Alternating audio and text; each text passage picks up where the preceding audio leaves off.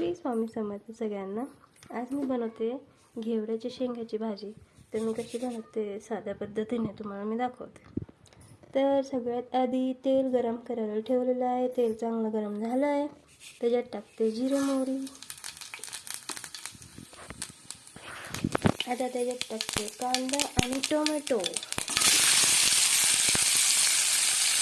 त्याला चांगलं मिक्स करते।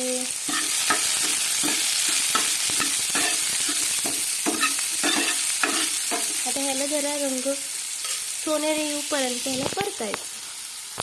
तर ह्यात घेवड्याची शेंगा ह्याची मी भाजी बनवते। सो आता मी त्याच्यात टाकते अद्रक लसूणची पेस्ट। ती पण मिक्स करून घ्यायची चांगली।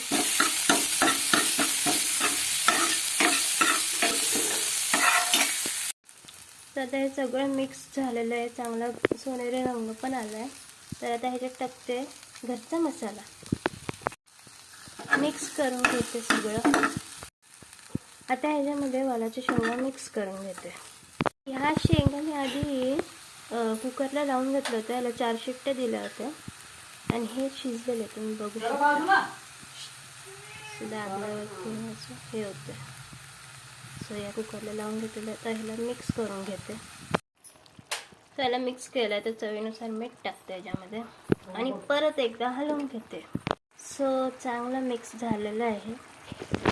आता ही खायसाठी तयार आहे आणि तुम्ही वरतून याला कोथिंबीरने गार्निश करू शकता।